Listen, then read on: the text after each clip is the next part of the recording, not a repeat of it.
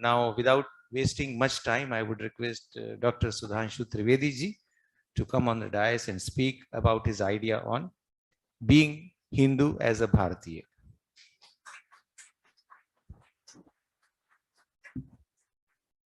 Respected Chairperson Dr. Sachidanand Joshi ji, Professor Shanti Shri Pandit ji, Vice Chancellor Professor Yogesh Singh ji, and all respected faculty members, students present in this hall. I would like to start as when our chairperson has initiated his first statement when he called Professor Shanti Shri that it is considered ladies first. But I would like to connect my topic as she has already given an elaborate description about cultural nationalism. So cultural nationalism emerges from the basic fundamental idea, ethos and way of life of India, that is Hinduism. And from there I want to connect. Hinduism is a word which is heard a lot but understood a very little, rather than misunderstood a lot. And in any idea, whether religion or concept, the height of any religious, conceptual, dharmic idea is the concept of God. And I can say with firm conviction that in all other civilizations of the world, in all other nations of the world, in all other religions of the world, the God is only masculine. There is no feminine element in the God. But in India, in Hinduism, we are having the concept of Ardhanarishwar. And it is not just as if the 50% representation has been given. The relation has been also been defined. As Kalidas in the Raghuvansh first shloka has said, Vagarthami samprakto vagarthami pratipate jagatah pitaro vande parvati parameshwar. अर्थात भगवान शंकर और पार्वती के मध्य का अर्धनारीश्वर स्वरूप उसी प्रकार से संपृक्त है, यानी जुड़ा हुआ है, जैसे शब्द और अर्थ से मिलकर कविता बनती है। ना अकेले शब्द से कविता है, ना अकेले अर्थ से कविता है। और इसे ही हिंदी के प्रख्यात कवि निराला जी ने कहा था, इसी भाव को, तुम तुंग हिमालय श्रृंग और मैं चंचल गति सुर सरिता, तुम विमल हृदय उच्छ्वास और मैं कांत कामिनी कविता। So you can understand. And now he said that the ladies should be first. अरे साहब, हमारे यहाँ इक्वलिटी नहीं है, फर्स्ट है। इसीलिए सीताराम, सीता पहले राम बाद में, लक्ष्मी नारायण, गौरी शंकर, राधे श्याम, माता पिता। Now I will come to the substantive point. Why I have said it is most misunderstood? Because if anybody considers at all it is a religion, then it is the only religion in the world which allows discussion on its religious texts. As yesterday, Honorable Home Minister has said कि विश्वविद्यालयों को विचार प्रवाह का साधन बनाएं, विचार का अखाड़ा नहीं। इसीलिए मैं कहता हूं कि हम एकमात्र धर्म जहां वेदों में शास्त्रार्थ की परंपरा है, in all any other religion it's only sermon precept, जो कह दिया गया सुन लो, इधर उधर की बात कही तो नर्क में जाओगे और कहीं तो कह दिया गया सर काट दिया जाएगा। मगर हमारे यहां कहा गया it's open to discussion, you can have a open discussion and then you finally conclude. एक ही कॉन्सेप्ट ऑफ वेद में शंकराचार्य का एक अद्वैत का इंटरप्रिटेशन है, तो रामानुजाचार्य का द्वैत का दूसरा इंटरप्रिटेशन है, तो निम्बार्काचार्य का विशिष्टाद्वैत का तीसरा इंटरप्रिटेशन है। And you know there are, Delhi university में कॉलेजेस हैं, Gargi Maitreyi college, there are more than 22 women commentators on Vedas. And not only this, Yajnavalkya का गार्गी के साथ शास्त्रार्थ और संध्या का मेधातिथि के साथ शास्त्रार्थ, can anywhere you quote in the entire world that the woman has got the authority to discuss? First, it is allowed to have a discussion, and then the woman is allowed to have a discussion, that too with a religious sage. And not only this, the most commonly known shastrarth is a shastrarth between Acharya Shankar and Mandan Mishra. And who was the Chief Justice of that? Mandan Mishra's wife, Ubhay Bharati. Now I challenge anywhere in the world you quote that the woman has got the authority not only to discuss but to become the chief justice on the discussion on a religious cause. Now I would like to come to subject of my field. अब मैं आपसे कहूं कि अगर आपसे पूछें कि साहब हिंदुइज्म में ऐसा क्या है जो कहीं नहीं लिखा, जैसे मैंने बताया कि वुमेन की इक्वलिटी की बात, चलिए आप कहेंगे इनडायरेक्ट वे में कहीं ना कहीं कुछ ना कुछ हो सकता किसी ने लिखा हो, but I would like to ask, if I ask you, there are certain 2-3 things जो लिखी नहीं है कहीं. पहले तो मैं कहना चाहूंगा कि हम लोगों को ऐसी एजुकेशन दी गई है, इफ आई आस्क यू कि हिंदुइज्म की कुछ कमियां बताइए तो हमें फटाफट ध्यान आ जाती है. डिस्क्रिमिनेशन अगेंस्ट वुमेन है, कास्टिज्म है, ये है, बैकवर्डनेस है, अनसाइंटिफिकनेस है, वगैरह वगैरह. एक का तो फैक्ट मैंने बता दिया. अगर वर्चूज पूछी जाए तो शायद हम 2-3 पर भी अटक जाते हैं. अब मैं आपसे पूछता हूं ऐसी कोई चीज जो हमारे यहां लिखी है और दूसरी जगह लिखी ही नहीं. That is all you have heard about Vedic mathematics. Mathematics as a part of religious text. Have you heard anywhere in the world? Ayurveda, medical science, part of Vedas. Medical science as a part of the sacred religious text. ये सिर्फ हमारे यहां है और कहीं नहीं. Not only this, I would like to remind,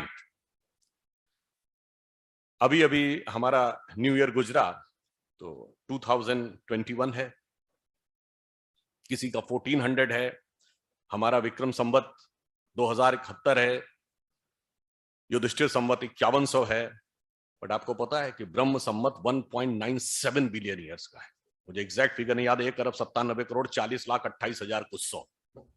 and in this context I would like to quote, you know which is the first man made object which has travelled across the solar system. It is Voyager which was sent in 1978. And there is a entire thing printed on that Voyager for extraterrestrial civilization. There is a message which is being printed, typed and recorded. If any extraterrestrial civilization comes in contact, they should know, they may be able to know what the earth is and what others is. And who has designed that message? The name of the cosmologist is Carl Sagan. And you can go and check, and Carl Sagan has said only the calculation of the ancient Hindus matches with the modern scientific cosmological calculations, because they taught about billions and others were not able to go beyond the 1,000. और इतना ही नहीं है, अभी professor साहब ने बहुत उल्लेख किया कि शंकर जी का किस प्रकार का प्रभाव था दक्षिण भारत से लेकर आगे तक. और इस समय तो शंकर जी वैसे भी बहुत चर्चा में है.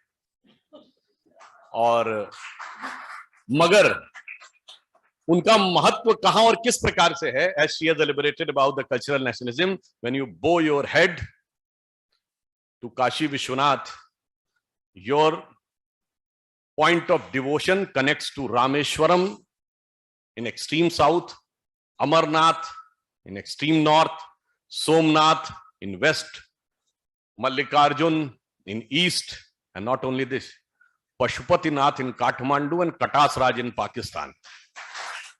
So irrespective of whether it is in any part politically controlled by anyone, and not only this, the biggest scientific discovery of 21st century, Higgs boson, which was commonly known as God particle, was developed in CERN laboratory, and in CERN laboratory you will find the statue of dancing of Nataraj that is taken from Tanjavur, that is of the Chola Empire, and Fritz Capra, Austrian scientist, has written in that this symbolizes that the perpetual creation and destruction of universe is like the cosmic dance of Shiva. वहां तक connect होता है. और जाके देख लीजिएगा Mongolia में जितनी कब्रें हैं ना, इंक्लूडिंग चंगेज खां की कब्र पर भी त्रिशूल भी लगा है, डमरू भी लगा है. इफ आई आस्क यू कि उनके रिलीजन क्या था, तो कहते तेंद्रिन. अरे तेंद्रिन कुछ नहीं था, तंत्र का ही अपभ्रंश था, और तंत्र के देवता साक्षात शिव हैं. That's why I want to say कि how the things are connected from the science. अब ये मैं आपको एक अपना पर्सनल एक्सपीरियंस से भी बताता हूं कि how the science and other things are connected, just giving two examples. If I ask that what is the contribution of ancient India, Vedas, Hinduism to the science, then at least one which is most widely accepted by even by the far left liberal or whatever you say is zero हमने दिया. They say that the zero was invented by Aryabhatta. If it is truth, तो ये Buddhism में शून्यवाद कहां से आया? तो आर्यभट्ट से पहले की बात है. अगर ये उतना बाद में खोजा गया जो वो बताने की कोशिश कर रहे हैं, तो ये भगवान राम की जन्म कुंडली बगैर जीरो के बन रही थी. कौरवों की 18 अक्षौणी सेना की गणना बगैर जीरो के हो रही थी. एक्चुअली में the important, it is not important that we invented zero. The important वेदों से निकला है, they were not ready to accept that it has emerged from a religious text. Important is why we invented zero. हमने शून्य खोजा यह महत्वपूर्ण नहीं, हमने शून्य क्यों खोजा यह महत्वपूर्ण है. कारण यह है कि जो मैथमेटिक्स आप में सब में पढ़े होंगे, if there is a number x divided by n, the resultant depends upon the value of n. When the value of n decreases, the resultant increases. x by 20 से x by 10 की value ज्यादा है, x by 10 से x by 5 की value ज्यादा है, और जब आप n की वैल्यू 1 कर देते हैं तो x by 1 is equal to x and x by 0 is equal to infinity. तो अनंत का रास्ता शून्य से होकर जाता है, और हम अनंत खोज रहे थे, इसलिए हम शून्य खोजने में सफल रहे. और ये कोई हमारी हाइपोथेसिस नहीं है. हमारे यहां, इसलिए मैंने कहा मोस्ट मिसअंडरस्टूड साइंस, जिसको आज आप कहते हैं abstract science. It is a Western mindset that the science has to be in contrast or conflict with religion. हमारे यहाँ दोनों एक थे, क्योंकि अगर शून्य हमने खोजा मैथमेटिक्स का पार्ट है, तो हमारे यहाँ अध्यात्म में कहा गया है कि जात हमारी ब्रह्म है और माता पिता है राम, और घर अपनों है शून्य में अनहद में विश्राम. अब देखिए प्योरली स्पिरिचुअलिटी से कनेक्ट हो जाता है.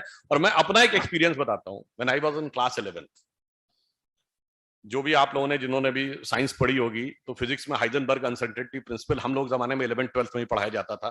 अब सिलेबस में किस क्लास में पढ़ाया जाता है I do not know, but it says that if a particle is moving in the space, then the simultaneous and exact determination of both the position and the velocity is impossible. क्योंकि जो सब atomic level पे particle बहुत तेजी से बदलते हैं. मैं उसको आपको एक नॉर्मल वे में एग्जांपल देता हूं कि अगर ये पार्टिकल ऐसे मूव कर रहा है और आप चाहेंगे कि मैं इसकी एग्जैक्ट पोजीशन डिटरमिन की, तो किसी के रेफरेंस में करेंगे ना. If you take the reference, earth as a reference, but earth is not stationary. But at the time of your taking the reading, you will assume that the earth is stationary. तो क्या होगा? Position में त्रुटि आ गई. और अगर अर्थ को आप मूवमेंट टेक इनटू अकाउंट करेंगे, तो वेलोसिटी में त्रुटि आ गई. तो simultaneous and exact determination of both the position and velocity is impossible. अब उसी में हम हिंदी में पढ़ते थे, तो एक बिहारी का दोहा था, जगत जनायो जिह सकल तो हरि जान्यो नाही, जिन आखिन सब देखिए आंख न देखी जाए. यानी संपूर्ण विश्व का ज्ञान जो ईश्वर कराता है, कभी आप उसको देख नहीं पाते. जैसे आंखों के द्वारा आप पूरे जीवन में संसार में सब कुछ देखते हैं, और अपनी आंखें आप कभी नहीं देख सकते. आंख का प्रतिबिंब देख सकते हैं. So the thought emerged in my mind that the simultaneous and exact visualization of the scene and the apparatus is impossible. Then मैं सिलेबस से बाहर आया, और उस समय थोड़ा बहुत वेदांतिक फिलॉसफी पढ़ते थे, और उसमें कहा गया है कि हमारी चेतना की 3 अवस्थाएं हैं. हम अपने पूरे जीवन में 3 ही अवस्थाओं में जीते हैं, जागृत, स्वप्न और सुषुप्त. तो जब आप सपने में होते हैं तो रियल वर्ल्ड का एग्जिस्टेंस नहीं होता है. जब आपको सपने में लगता है शेर ने मुझे पकड़ लिया, तो आपको लगता पकड़ ही लिया. और जब आंख खुलती है तो आपको लगता आप ही की चेतना थी, वहां ना कोई शेर था ना कोई जंगल था. तो the simultaneous and exact realization of the dream and the world is impossible. अब इसीलिए अब आप आइए, इस संसार में आपको 2 एक्सट्रीम टाइप के लोग मिलेंगे. एक जो एक्सट्रीमली मेटलिस्टिक है, कहते कहां है भगवान, दिखाओ, कहीं नहीं दिखाई पड़ता, बकवास. और जिन्होंने सिद्धावस्था को प्राप्त कर लिया, they have attend the spiritual elevation, वो कहते कहां है संसार, ब्रह्म सत्यम जगन मिथ्या. वो कहते उमा कहो मैं अनुभव अपना, सत हरि भजन जगत सब सपना. So the simultaneous and exact realization of the God and the world is impossible. और अब फिर आ जाइए हिंदी के ही कबीर दास के चैप्टर के एक दोहे पे, जब मैं था तब हरि नहीं, अब हरि है मैं नाही, सब अंधियारा मिट गया जब दीपक देखा माए. Now the Heisenberg theory of uncertainty got completed. That the simultaneous and exact realization of yourself and God is not possible. उस समय मुझे लगा कि शायद मेरी एक एक्स्ट्रा इंटेलेक्चुअल एक्सरसाइज रही होगी, बच्चे के रूप में सोचा. But afterwards in 2005 and 6 I came across a book. आपने बड़ी फेमस बुक का नाम सुना होगा, the Tao of physics, written by Fritjof Capra. उन्होंने एक दूसरी किताब लिखी, the uncommon wisdom. In uncommon wisdom on page number 41-42 he writes that in the last days of Werner Heisenberg he met him in Munich in April 1972. And as per Fitzgerald Capra, Heisenberg is telling, इसमें Indian कहीं नहीं है. He said that in 1929 he came to India, had an elaborated discussion with Gurudev Rabindranath Tagore on the deep aspects of Vedantic philosophy, and Heisenberg says that the entire concept of interconnectedness, relativity and uncertainty, which I was unable to comprehend, I got a final vision and concluded it. इसमें कोई Indian नहीं है, book भी Austrian writer की है, coat German writer को कर रहा है, और संघी भाजपाई तो कोई नहीं है. तो इसलिए मैं कहना चाहता हूं कि दिस गिव्स एन एग्जांपल कि how the things are embedded. Now political science की बात है, तो आप पॉलिटिकल की बात ना हो तो ये भी नहीं समझ में आता है कि how Hinduism affects the political science और द पॉलिटिकल एस्पेक्ट. When भगवान राम conquered लंका, आज की डेट में क्या होता है, any country wants to annexation और subjugation और domination. बट उन्होंने क्या annexation किया? नहीं. Subjugation किया? Had he appointed any of his viceroy? No. Then domination किया? Has he asked कि हमको टैक्स देना शुरू कर दो? No. बस ये कहा धर्म की स्थापना करनी थी, वहीं के एक लेजिटिमेट हेयर को, उत्तराधिकारी को रखा, शुरू कर दिया. In today's world of clash of civilization and conflict, if a political solution can come, it can come only through the concept of which Hinduism provided. अब आ जाइए पर्सनल लाइफ में. अब मैं कहना चाहता हूं कि पर्सनल लाइफ में जब आप देखते हैं तो what is the personal agenda. If you are believe in the Hindu philosophy, we are the only country in the world among all the major countries. आप लोगों ने सबने पॉलिटिकल साइंस में पढ़ा होगा, चाइना की क्रांति, रूस की क्रांति, फ्रांस की क्रांति, ब्रिटेन की क्रांति, अमेरिका की क्रांति. एकमात्र बड़ा देश है भारत जहां क्रांति नहीं हुई. क्यों नहीं हुई? कारण जानते क्या है? कि हमारे यहां टारगेट बाहर जीतना ही नहीं था, हमारे यहां अंदर उतरना था. जैसे आपने मकर संक्रांति सुना होगा, मकर संक्रांति क्या होती है? दक्षिणायन से उत्तरायण जाता है, यानी from southward downward you go upward, that is called Sankranti. तो हमारे यहाँ क्रांति नहीं होती थी, हर व्यक्ति के अंदर संक्रांति होती थी, इसलिए हमारे यहाँ कोई रेवोल्यूशन नहीं. तो पर्सनल लाइफ में, पर्सनल कंडक्ट में ये हमारे यहाँ रहता था. तो मैं सिर्फ ये बताना चाहता हूं कि इफ आई आस्क, मैं एक एग्जांपल और बता दूं. Prior to 2014, when Amit Shah ji was General Secretary, I was on a TV debate. And one of our opponents said that today India is the youngest nation in the world. There is an aspiration of the youth who wants to attain the new technologies and want to make India an economic superpower. And you are talking about Ram Mandir? तब अमित शाह जी गए थे अयोध्या और राम मंदिर के संकल्प की बात करके आए थे. He said, where does Ram Mandir fits in the emerging economic superpower, technologically advanced, youngest India of the 21st century? Then I said, we do not want to make India just economic superpower. We want to make India a world leader. And if you want to become world leader, then other than economic, military, and intellectual power, you must have certain set of values which are capable of inspiring the other world. Or forget about India. the highest set of values which a mankind has ever seen or ever envisaged, if it can be seen in one character, that is Bhagwan Ram. भाई भाई को मार के गद्दी पे बैठा, बेटा बाप को मार के गद्दी पे बैठा, दुनिया में कहीं राजा बन गया तब तक गद्दी पे बैठा रहे, अब तक मर नहीं गया या मार नहीं दिया गया। और यहां पर भरत के खड़ाऊ रख के शासन करने का आदर्श, लक्ष्मण के वन जाने का आदर्श, पिता के एक वचन पे राज्य छोड़ने का आदर्श, क्या ये नहीं लगता कि हाईएस्ट सेट ऑफ वैल्यूज है? दैट्स व्हाई 21st सेंचुरी का एमर्जिंग और ग्रेट इंडिया पॉसिबल ही नहीं था, क्योंकि हम भारत को सुपर पावर नहीं बनाना चाहते। यही मैं फाइनली एंड में कंक्लूड करते हुए कहना चाहूंगा, we do not want to dominate the world, because domination के द्वारा आप किसी के माइंड को कंट्रोल करते हैं, उसकी फीलिंग्स को नहीं। So we want to motivate the world.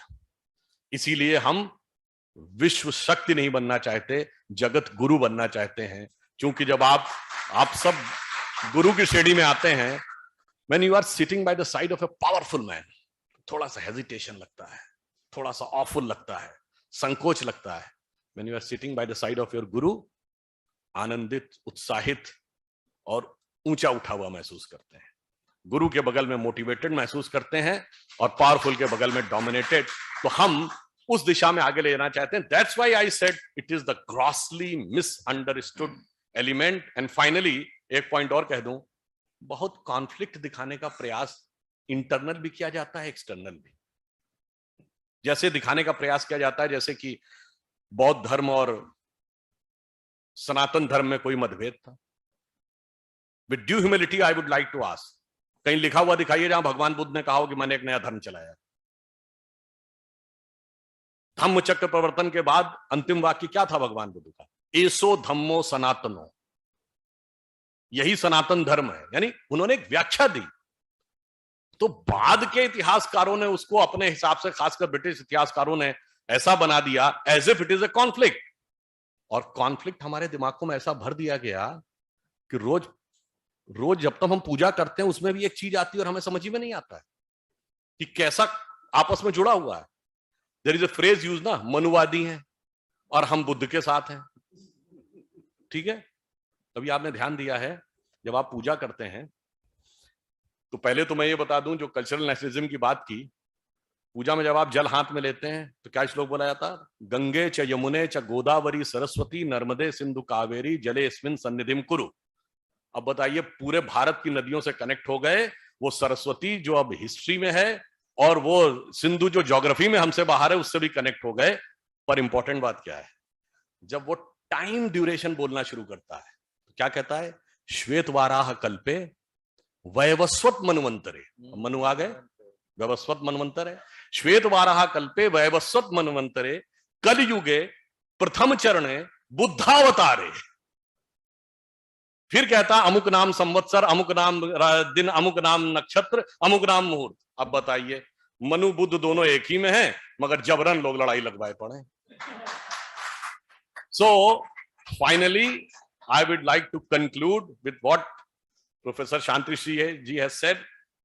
और जहां से मैंने शुरू किया था, भगवान शंकर के ही एक स्वरूप अर्धनारीश्वर से, तो मैं कहना चाहूंगा कि हमारा स्वरूप जो है वो भगवान शंकर के ही उस स्वरूप से प्रेरणा लेता है, जहां सदैव विश्व को कंठ में धारण करके जगत के कल्याण करने का संकल्प है। तो यह पंक्ति कह के समाप्त करता हूं कि मैं मधु से अनभिज्ञ आज भी जीवन भर विषपान किया है, किया नहीं विध्वंस, विश्व का आजीवन निर्माण किया है। वनवासी हूं, दीन दुखी मानव के दिल में रहता हूं, सन्यासी हूं पर वैभव से दुनिया की झोली भरता हूं। शूल भरे कंटक पथ पर, लुटियंस डेली में तो यही है ना, शूल भरे कंटक पथ पर आजीवन अभियान किया है, किया नहीं विध्वंस, विश्व का आजीवन निर्माण किया है। और एक लाइन और जो हमको बहुत भुला दी गई थी, कि बहुत ज्यादा ही हमको शांति प्रिय बना दिया था, तो वो भी याद रखिए, प्रलयंकर हूं महाकाल बन पापों का अवसान किया है, किया नहीं विध्वंस, विश्व का आजीवन निर्माण किया। धन्यवाद।